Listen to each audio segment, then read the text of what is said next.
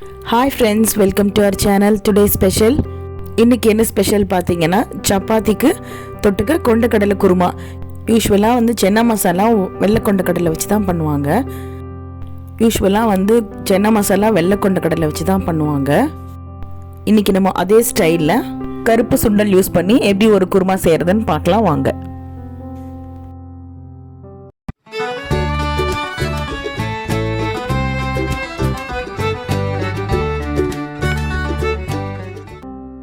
இது நான் காலையில் டிஃபன் செய்கிறதுக்காக பிளான் பண்ணியிருந்தனால நைட்டே ஊற வச்சுட்டேன்.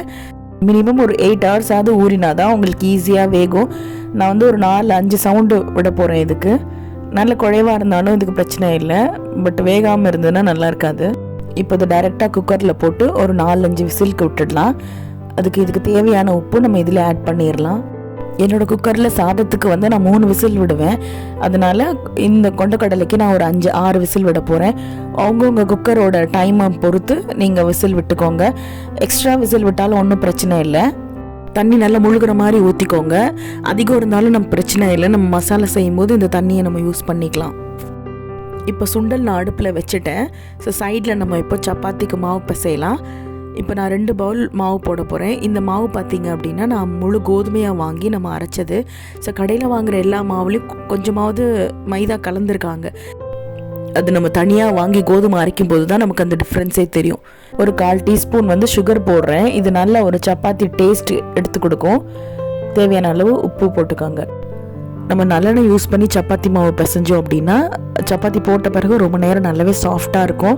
நான் எப்போவுமே எண்ணெய் வந்து தண்ணி ஊற்றுறதுக்கு முன்னாடியே மாவில் ஊற்றிட்டு நல்லாவே எல்லா இடமும் படுற மாதிரி நல்லா விரலால் வச்சு நல்லா கலந்து விட்டுடுவேன்.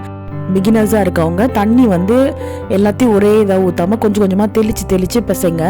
ஓரளவுக்கு எல்லா மாவும் ஒன்றா கட்டியாக கையில் பிடிக்கிற மாதிரி வர அளவுக்கும் தண்ணி தெளித்து செய்யுங்க. மாவு கொஞ்சம் பிசைஞ்ச பிறகு கையில் பிசுன்னு ஒட்டத்தான் செய்யும். அந்த டைமில் நீங்கள் கையில் ஏதோ ஒரு ஆயில் போட்டுட்டு பிசைஞ்சோம் அப்படின்னா ஈஸியாக மாவு ரெடி ஆகிடும். அவ்வளோதான், சப்பாத்தி மாவு ரெடி ஆகிடுச்சு. இப்போ ஃபைனலாக மேலே கொஞ்சோண்டு எண்ணெய் தடவுறோம். ஏன்னா காயாமல் இருக்கணுன்றதுக்காக மேலே கொஞ்சமாக எண்ணெய் ஊற்றி விட்டுட்டு எல்லா இடத்துலையும் படுற மாதிரி தடவிட்டு நல்லா ஏர் டைட்டாக மூடி வச்சுடுங்க. இல்லை ஏதோ காட்டன் டவல் இருந்ததுன்னா டைட்டாக போட்டு மூடி வச்சுருங்க. மாவு எவ்வளோக்குள்ளே ஊறுதோ அவ்வளோ அளவுக்கு நமக்கு சப்பாத்தி சாஃப்டாக வரும். இப்போ வாங்க, நம்ம கொண்டக்கடலை வந்து ஒரு 6 விசில் விட்டுருக்கேன். இப்போ ஓப்பன் பண்ணி பார்க்கலாம் எப்படி வெந்திருக்கு அப்படின்ட்டு. கரெக்டாக இருக்குது. இந்த பதம் இருந்தாலே போதும் நமக்கு குருமாக்கு. இப்போ சுண்டல் தனியாக வடித்து வச்சுக்கோங்க. அந்த தண்ணியை வேஸ்ட் பண்ண வேண்டாம், அதையும் வச்சுக்கோங்க, தேவையான யூஸ் பண்ணிக்கலாம். இப்போ தாளிக்கிறதுக்கு ஒரு நல்ல அடிகனமான பாத்திரத்தில் தேவையான அளவு எண்ணெய் ஊற்றிக்கோங்க. இப்போது வெங்காயம் வந்து நான் குட்டி குட்டியாலாம் இல்லை, ஓரளவுக்கு பெருசாகவே போட்டிருக்கேன். ஏன்னா நம்ம எல்லாமே வதக்கி விட்டுட்டு அரைக்க தான் போகிறோம். ஸோ ஓரளவு க்யூப் சைஸாக தான் போட்டிருக்கேன் வெங்காயம். இப்போ நான் இது வதங்கும் போதே ஒரு 1/4 ஸ்பூன் சர்க்கரையும் 1/4 ஸ்பூன் உப்பும் போடுறேன். இது எதுக்குன்னா ஈஸியாக வெங்காயம் வதங்கிறதுக்காக. இது போட்ட பிறகு பார்த்திங்கன்னா நல்லா கோல்டன் ப்ரௌனில் மாறிடும் வெங்காயம். பாருங்கள், டக்குன்னு கலர் மாறிடுச்சு. ரொம்ப நேரம் ஆகாது வதக்கிறதுக்கு. இப்போது இஞ்சி நல்லா தோல் சீவிட்டு இஞ்சி பூண்டு 2ஐயும் நான் அம்மியில் வச்சு தட்டி போட்டிருக்கேன். ஏன்னா மறுபடியும் அரைக்க தானே போகிறோம் அப்படின்றதுக்காக பேஸ்ட்டு போடலை. இஞ்சி ஒரு துண்டு சேர்த்தே வச்சுக்கோங்க. ஏன்னா சுண்டல் வந்து கேஸ் ப்ராப்ளம் உண்டு பண்ணும். அதனால கொஞ்சம் இஞ்சி சேர்த்து வச்சுக்கோங்க எப்பவும் வைக்கிறத விடவே. நல்லா பச்சை வாசனை போகிற வரைக்கும் வதக்கி விட்டுட்டு ஒரு 1/4 டீஸ்பூன் அளவு மஞ்சள் பொடி போட்டுக்கிறேன். இது வதங்கும் போது நம்ம அரைக்கிறதுக்கு தேவையானதை கூட இதுக்குள்ளேயே போட்டுடலாம். ஒரு 4-5 முந்திரி பருப்பு. இதுக்கு ரொம்ப புளிப்பு தேவை இருக்காது. ஸோ மீடியம் சைஸ் தக்காளி வந்து 2 போட்டிருக்கேன். தக்காளி நல்லா குழஞ்ச பிறகு நம்ம வேக வச்சுருந்த கொண்டக்கடலேருந்து கொஞ்சமாக, எல்லா கடலையும் கிடையாது, ஒரு சின்ன போர்ஷன் மட்டும் எடுத்து இது கூடயே போட்டுக்கோங்க. ஏன்னா குழம்பு திக்னஸாக இருக்கணும், இன்னும் கொஞ்சம் டேஸ்ட் அதிகமாக இருக்கணும்னா இது நெருன்னு இது கூட சேர்த்து நம்ம அரைச்சி விட்டுட்டு போகிறோம். சுண்டல் அதிகமாக போட்டுட்டோனாலும் குழம்பு ரொம்ப குழன்னு இருக்கும், நல்லா இருக்காது. ஸோ கொஞ்சமாக, இது வந்து டேஸ்ட் ரொம்ப நல்லாயிருக்கும் இந்த மாதிரி போட்டு பாருங்கள். இப்போ இதுக்கு தேவையான அளவு உப்பு போட்டுட்டேன். இப்போ அவங்கவுங்க காரத்துக்கு தகுந்த மாதிரி மிளகாய் பொடி போட்டுக்கோங்க. நான் வந்து 1 ஸ்பூன் போட்டிருக்கேன். இது தனி மிளகாய் பொடி தான். அப்புறம் தனியாக அரைச்ச மல்லிப்பொடி. ஸோ இது வந்து 2 ஸ்பூன் போட்டிருக்கேன். நம்ம எண்ணெயில் வதக்கும் போது எந்த மசாலா ஐட்டமும் போடலை. ஏன்னா நான் சென்னா மசாலா வச்சுருக்கேன். அப்படி இல்லைன்னா கரம் மசாலா 1 ஸ்பூன் போட்டுக்கோங்க. நான் யூஸ் பண்ணி பார்த்ததில் பேக்கர்ஸோட ப்ராடக்ட் சென்னா மசாலா ரொம்பவே சூப்பராக இருக்குது.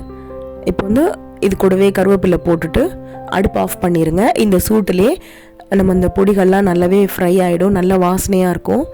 இப்போ ஆறின பிறகு மிக்ஸி ஜாரில் போட்டுட்டு அரைச்சிக்கோங்க. ரொம்ப நைஸாகவும் வேண்டாம், ஓரளவுக்கு நெருநெருன்னே எடுத்துடுங்க. ஒரு கோர்ஸ் பேஸ்ட்டாக நம்ம கிரேவி கன்சிஸ்டன்சியில் வேணும். ஸோ இதுக்கு தண்ணி தேவை அப்படின்னா நம்ம நார்மல் வாட்டருக்கு பதிலாக நம்ம கொண்டக்கடலை வடித்தோம் பார்த்திங்களா, அந்த தண்ணியை ஊற்றிக்கோங்க. ஸோ இதை அரைச்சி ஓரமாக வச்சுக்கிட்டேன். இப்போ நம்ம குருமா தாளிச்சிடலாம். தேவையான அளவு எண்ணெய் ஊற்றிட்டு மசாலா ஐட்டம் எல்லாம் ஒன்று ஒன்றா போட்டுக்கோங்க. ஸோ ஃபஸ்ட்டு பிரிஞ்சி இலை போட்டிருக்கேன், ஒரே ஒரு பட்டை போட்டிருக்கேன், அப்புறம் 2 கிராம்பு போட்டுக்கோங்க. நல்ல வாசனை வந்த பிறகு நம்ம அரைச்சி வச்சுருக்க மிக்ஸ் வந்து இதில் டைரெக்டாக ஊற்றிடுங்க. இப்போ நம்ம வேக வச்சு எடுத்து வச்சுருக்க மிச்ச கொண்டக்கடலையும் இதில் ஆட் பண்ணிக்கலாம்.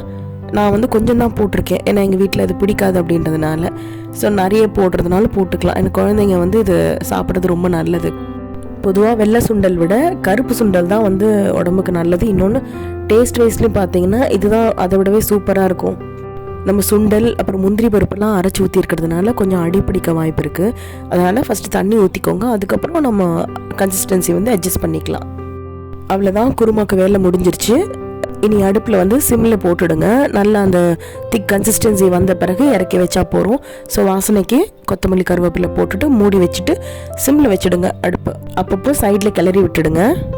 இப்போ வந்து ஆல்மோஸ்ட் 20 மினிட்ஸ் மேலே ஆயிடுச்சு. வாங்க இப்போ சப்பாத்தி போய் நம்ம பார்க்கலாம் எப்படி இருக்குன்னு. மாவு ஓரளவுக்கு நல்லாவே சாஃப்டாக இருந்தது.